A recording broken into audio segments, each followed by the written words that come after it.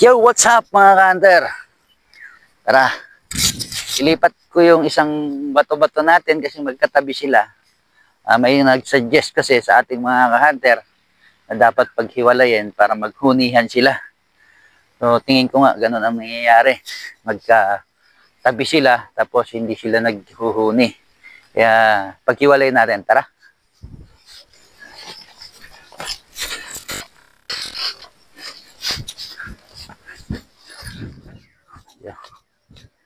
Dito lang banda po yun mga ka-hunter. Ang gagawin po natin ay ibababa natin yung isa.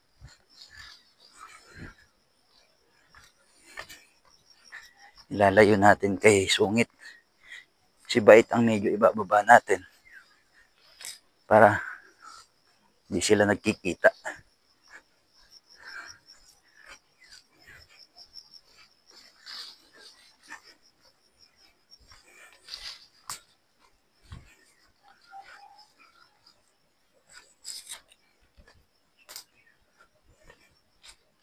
Yung may humuhuni sa ibaba. Oh.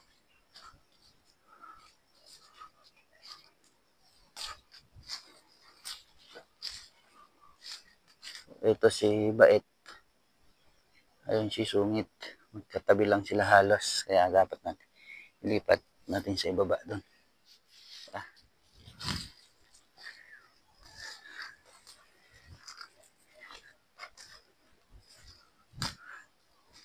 Magkalapit lang sila kasi mga hunter. Kaya siguro hindi umuhuni itong si Sungit. Nakikita niya. Yung kapatid niya. Magkapatid kasi itong dalawan to mga hunter.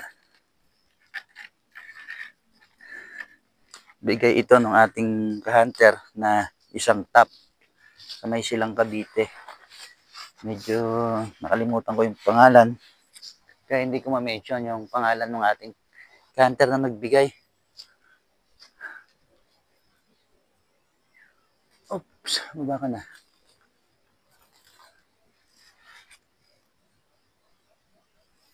Puntahan natin yung muhuni na yan sa ibaba. Doon natin ilalagay itong si Bait.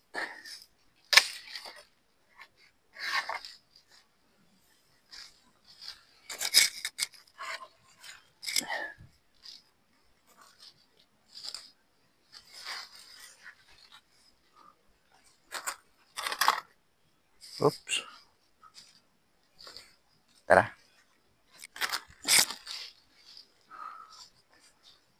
Bababa lang natin siya. Iiba natin ng pwesto. Para magtunugan. Hunihan sila. Na hindi naghuhunihan eh. Saan ba natin banda ilalagay?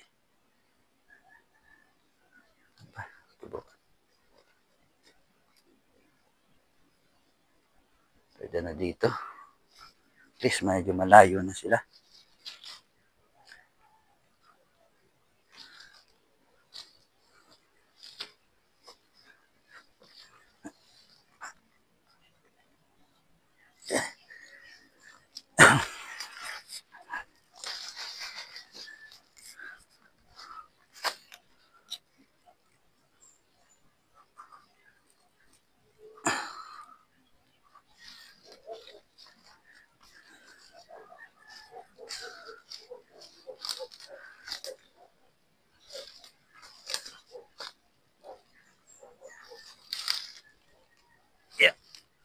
Walang Bait ah.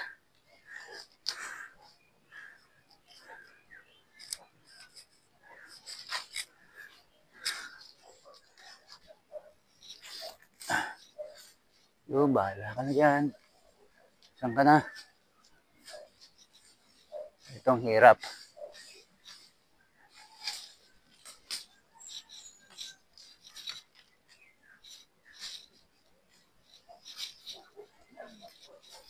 Yun.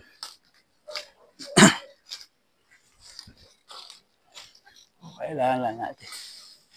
Hilain. Pababa. Ay pataas.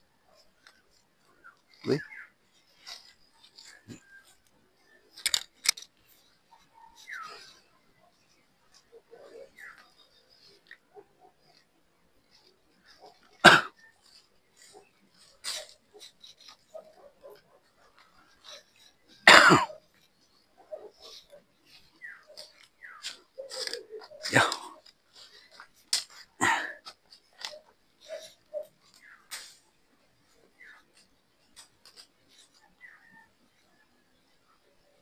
Okay na yung taas na yan. Bahala na siya dyan. Balikan na lang natin ito mamaya. Hapon. Oh. Bye-bye. Bye-bye, bait. Nahilo ka na, bait. Umikot na umikot yung kanyang trap. Matitigil din naman yan mamaya.